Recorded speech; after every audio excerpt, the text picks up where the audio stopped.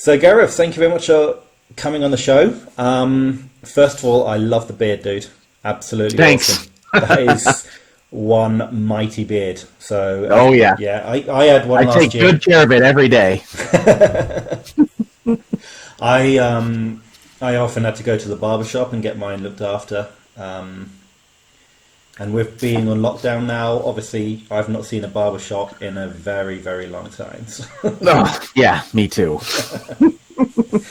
So, just for anyone who's watching the stream, Gareth and I are part of the Goblins of Mordor.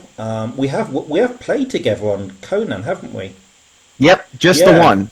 just the one time that you turned up. I've done three adventures on Conan with the group, and you've done the one. Yep, It was the kind of hard with the time difference. yeah. Yeah, but it's good fun. It's good fun. So this is actually the first time Gareth and I have actually seen each other face to face, Yep. and we're having a beer. I know you've got your drinking horn, haven't you? Oh yeah. That is fantastic. Absolutely putting me to shame. Not my intent. Just showing how awesome I am. Absolutely, absolutely. So yeah, so we're just going to do a quick interview, and just first one I'm going to ask you about. Obviously, you and I, we both love miniature painting. How did you first get into it then?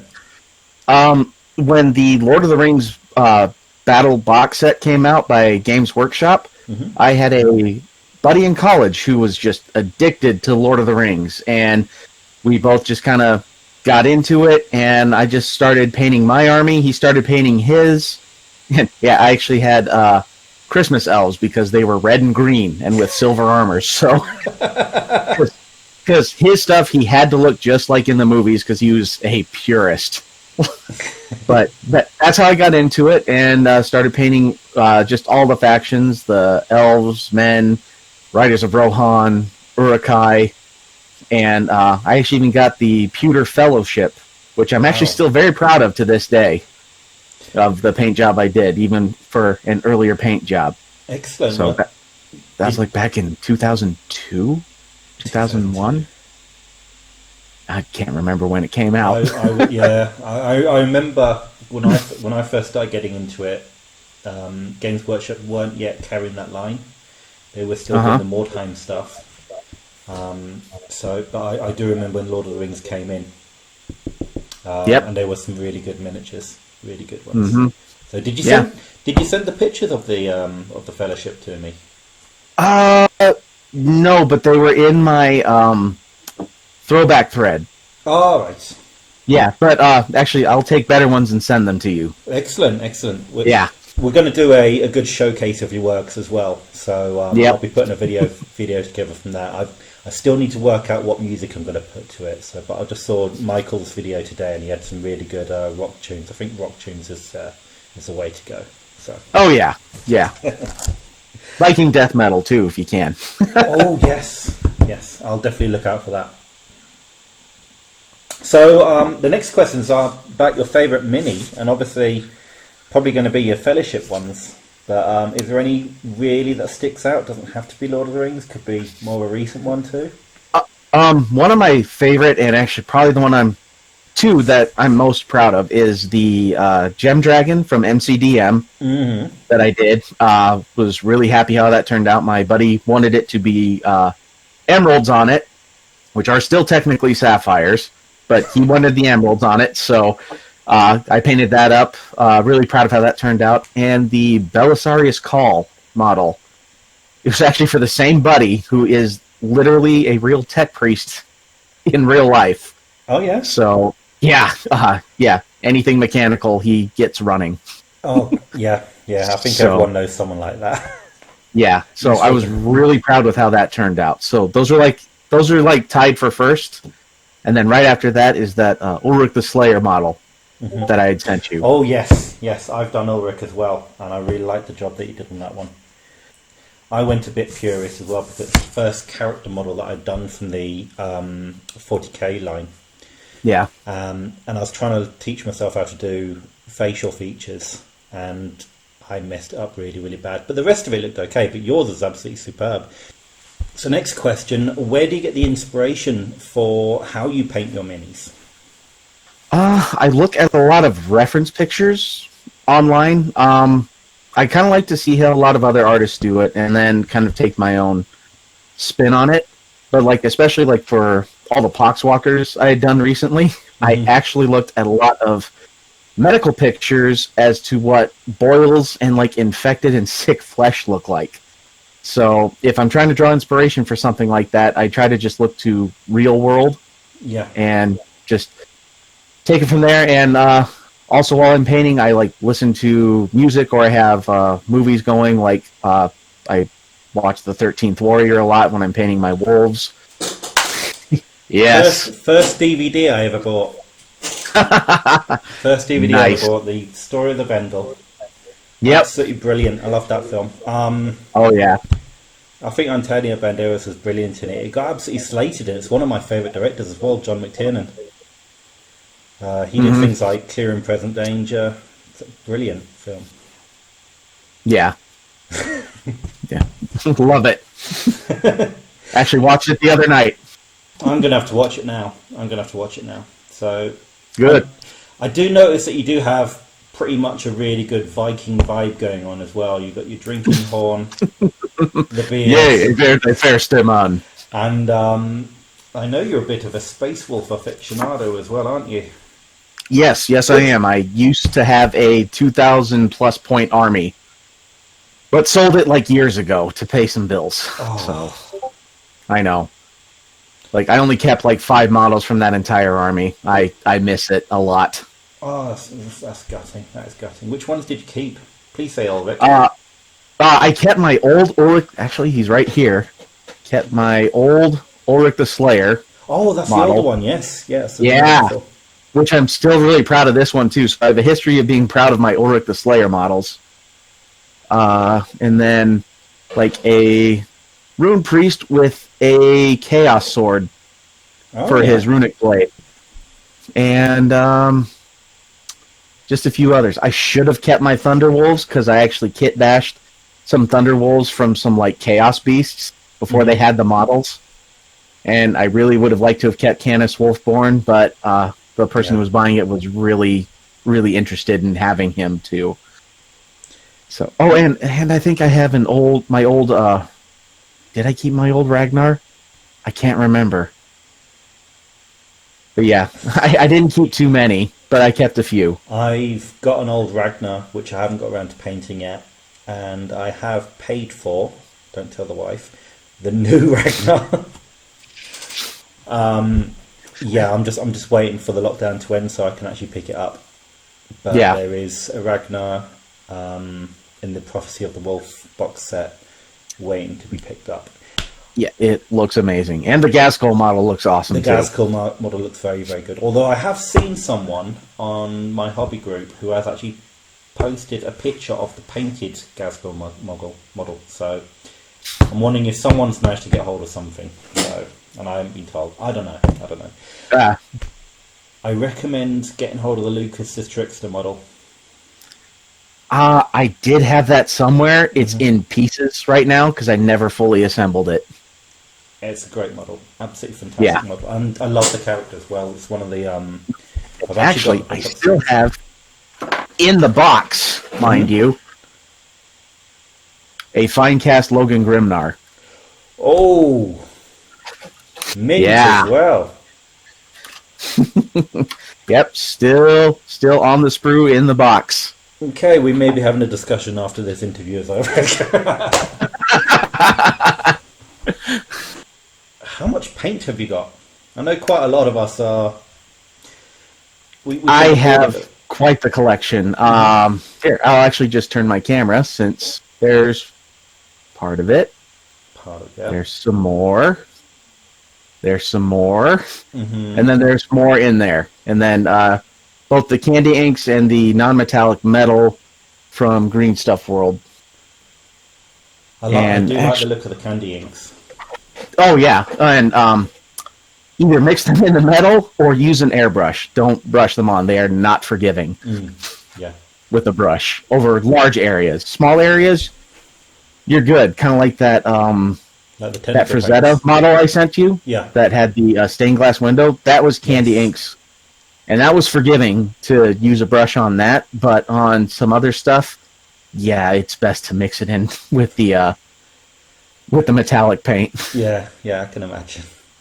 Yep. No.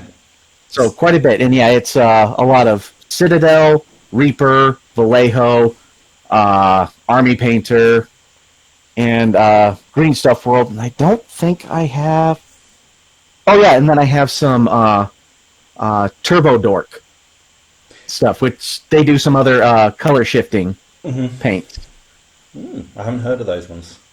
Yeah, I have 4 of theirs, and actually 2 of them I've used quite a few. It's called Afterburner, and then the Ground is Lava. So they were fun to play with. Love the Ground is Lava reference as well. It's good to know that everyone plays that the world over. Oh yeah.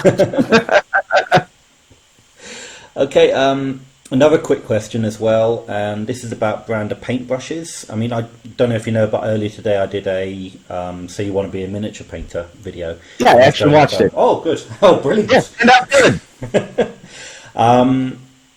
And I went over what brands of brushes people use, or some of the most popular ones. I'm just interested to know what ones you would recommend to people joining the hobby, or what ones do you like the most? My go-to is both Army Painter and Citadel. And though my buddy got me, I'm trying to even think of. They're from Artisan Shop. Okay. And I've used a few off of there. They have a nice, like square handle. Oh yeah. Right there, so it's really ergonomic to hold. Which I like the triangle Of the Army brushes Painter. from Army Painter a lot. But yeah, typically my go-to is both my let's see, which one is it? It's this one. It's the small layer brush Yes. from Citadel. And then for some larger areas, I think this is the character brush from Army Painter, but Yeah. the label fully rubbed off because I've used it that damn much. Yes, the Army Painter ones, the handles don't seem to be that durable. I've absolutely destroyed mine. I didn't even want to show mine on the and dare I say it, I've even seen Michael's looks like he's taken a beating as well. I would not be surprised that he's taken beating with how many he paints. On a daily basis, yeah. Yeah. So once again, just going back to my earlier video that I had, but do you have any tips for people wanting to get into miniature painting? Don't sweat the small details when you first start. It's okay to miss stuff, and the rule of thumb always is if it looks great from arm's length away, you're good, because that's about how close most people will be looking at it on the table. Exactly. I think a lot of people put too much of a pressure on themselves when they see things on Twitter and Facebook, when the details zoom right in. Oh, yeah, and taking photographs of my minis lately, I mean, even I pick out my own mistakes when I'm taking pictures. And, yeah, the devil is in the details. I do the details because it's a good challenge. I wouldn't if it was just for tabletop standard. Yeah. So, but it's definitely a fun challenge to try and get as fine of details as you can. But don't worry about that when you're starting at all. Absolutely. It's like don't do eyes on the miniatures when you first start, because otherwise they're Oh, the cross-eyed one. yeah. Everyone has a cross-eyed one at some point. Oh, yeah, I have 1 or 2 that are just kind of. Yeah, to be honest with you, I don't do eyes at all. I just black and fill them in. On the busts that I do, I tend to pay a little bit more attention, but... Well, yeah, on the larger scale, it's kind of hard to gloss over it because people pick that out. Yeah. But no, I think that's some really, really good tips. I'm going to bring up some of your models now. Okay, so I'm just looking at your picture of Ulrich the Slayer. I've got to admit, it's absolutely superb. I love what you've done with the base, and it's an ever-chosen store winner as well. Yep. So no wonder you're proud of it. I mean... Yeah. Yeah, I mean, to be honest with you, like I said, I was a purist. I went with the box art, but you've absolutely knocked it out of the park here. The cape is brilliant. I did my best. Yeah. The And cape I was super nervous about pulling off just right. yeah, I mean the face features as well. I'm just going to try and zoom in there. Obviously, we were talking about earlier. The last thing anyone wants to do is zoom in on their own minis, but No, no, yeah. you absolutely nailed it. Absolutely beautiful. Yeah. I actually did a lot of work with my I have a magnifying glass with a light. Hmm. So I was under that for a while and learned a lot on how to paint with a magnifying glass then. Yeah, that's something else, isn't it? Yeah. And what about the base? How did you do this, if you don't mind me asking? The base, well, took a note from Michael, and it was air dried clay with a few rocks for him to stand on, Hmm. and then I covered it in some other smaller rocks, glued it on, and then I used Green Stuff World's UV resin and Yes. some of their blue ink. I think. Let's see, which one was it? Yeah, the Tenebrous Blue, actually, to be exact. Yeah. And I put 3 or 4 drops too many into the resin, so it turned out really blue because I was meaning for an ice base Yeah. and with snow, but it actually just looks more like crashing waves. It does. I was going to say I mean, to be honest with you, I thought that was crashing waves. Yeah. So Well, if it's crashing waves, happy you nailed accident. it. Yeah, Yeah. happy little accident, definitely. But no, And I it's had love it. plenty of skulls from the skull pack that I just added in for flavor and just kind of encased in the resin. And yeah, did a few pours of the resin and That called face. it good with the base. I'm sorry, but that face is absolutely unreal. You got his scar as well, and Yeah. you've even managed to dot the screws of the eye patch going into his skull. Yeah, I really pulled out all the stops. I think it took me about a month to paint this entire miniature, and just like I said before, a week alone, just on his head and face. Obviously, I had taken a break from goblin paint when I did that.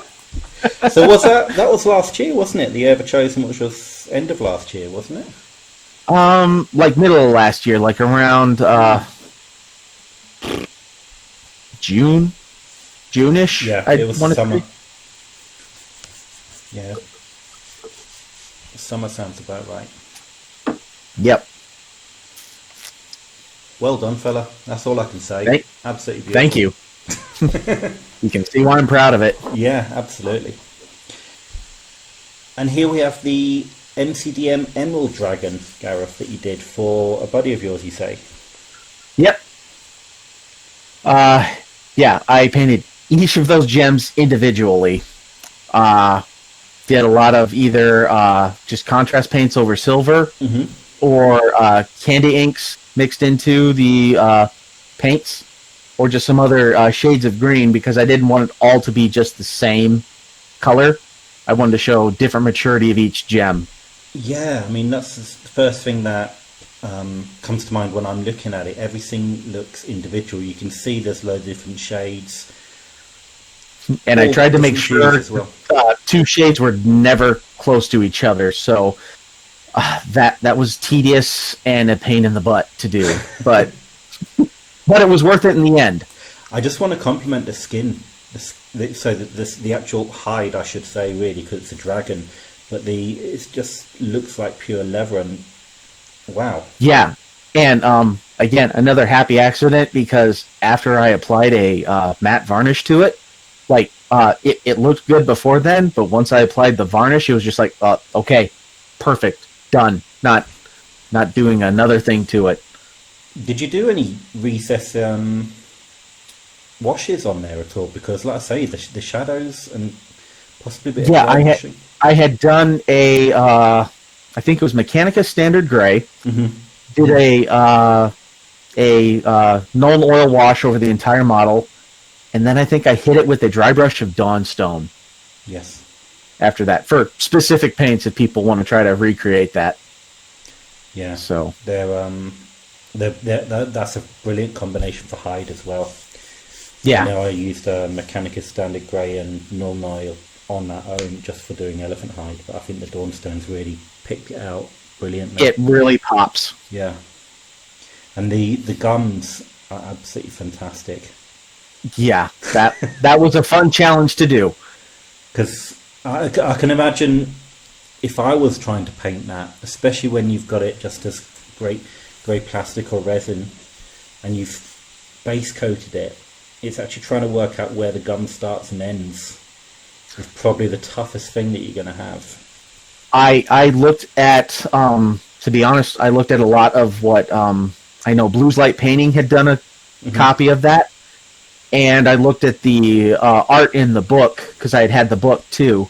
Yeah. So I kind of referenced to see where he had it ending and where the book had it ending, and just really looked close at the model and just kind of figured, all right, we'll call the gums ending there and the skin beginning. Yeah. At the next spot.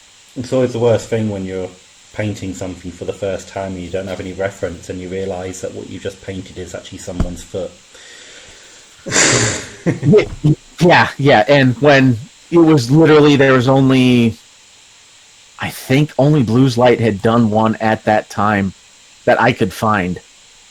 So I kind of looked off of his work a lot. And again, yeah, the art in the book from Strongholds and Followers. Otherwise, I was kind of flying solo on a lot of this, and it was scary but fun. I can imagine. I mean, like I say, it's one of those things when you're actually painting a model for the first time, especially when something new comes out. The only inspiration that you have just seems to be the main inspiration, and it's being able to actually put your own spin on that sort of thing. But no, absolutely fantastic work. And so this one here that you've sent over to me, which looks absolutely fantastic, is the Frazetta miniature, and it's Conan the Barbarian, is it? Well, I painted it like Conan. It's just called the Alien Princess, and since Frazetta did a lot of Conan art, I just painted him like Conan. And actually, I did this for my cousin, who he picked out this miniature himself. So it's a fantastic miniature. Is that a custom base, or was that one that came with the base? That's the one it came with. It looks really, really good. I love the muscle detail as well on the skin. Yeah, super happy about that. And I actually even managed to freehand the tattoo on the bicep. Oh, let's have a zoom in of that. Now that is something. Yeah, that's actually a tattoo that my cousin had, because he actually said, if you get my tattoo on him, I will pay you a lot more. So I guess I will try my freehand. That's enough. That's enough incentive for me anyway. So, but that is really good. I also love the fact that you got two very different color tones on the model skin. So the Conan-esque character's got quite more of a tanned skin, where the alien princess is very pale. Yep. But great shading on there as well, and the base. Yeah. Absolutely love that. I love doing stone. Yeah. And it's just great for dry brushing and picking out all those details. It is. And you can tell that's what you've done there. Yep. And yeah, I was super nervous because I had the skin on the model all done, and then I was going to go and do the tattoo, and I was super nervous because it's like, if I mess this up, there's no easy way to fix this. No. So it was kind of a do or die moment, for lack of a better term. I'm just looking at the back of the model as well. So it's a red cape, and you can see the highlights and the low lights as well, the recess shading, which is great. I quite like what you've done with the helmet, actually. I'm going to try and zoom in on that. Oh, yeah. But yeah, there's some nice shading on the helmet, and it's like horns, is it? Yep. And for the helmet, I did, I want to say Leadbelcher, then a wash, and then like on the really raised areas, I went through with, I think it was Runefang steel, just to give it that sharp edge to it. Yeah. I'm actually able to see the other side of the tattoo on the bicep as well in this shot, and it does look quite good. Yeah. But even the wrist guards and the oh, there's blood on the sword as well. Yep, that's blood for the blood god effect. Of course, everyone needs a bit of blood for the blood god. Yep. No, I absolutely love that. Yep. So That one was fun to paint. So, Gareth, thank you very much for Yeah. joining me today. Thanks for having me. I'll look forward to, obviously, we spend a lot of time chatting to one another in the Goblins of Mordor Discord chat. Yep. And I'll be looking forward to spending a lot more time. And you need to get back onto Conan as well. I know, it's been a while, but yeah, usually I just have a little time to paint and then I'm passing out for work. Michael and Claire are absolutely going to kill me for this, but basically they started a clan, and there's a bit of rebel goblins who have started a clan as well. So, Oh, okay. yeah, I think you want to come over to our side. We've got a very, very big castle with a drawbridge. Ooh. Yes. Well, do they have a drawbridge, though? Absolutely not, no. Okay, well then I'm sold. Yeah. It's us, Corey. It's me, Corey, and James at the moment. I think we're going. I think we've kind of got someone else coming in over as well, and it's basically Michael, Claire, and Shank. So. Okay. And Shank's been really nice. He actually left a storm mask at the base for me as well, despite the fact it's rival clans, but it's all friendly. But just because you're rival doesn't mean you can't be polite. No, and yeah. We're not. I don't think we're planning on destroying each other's bases. It's more a case of it's a cooperative. That's what it is. It's definitely a cooperative. Yeah. Definitely. But thank you very much, Gareth, and I'll see you soon. Take care. All right.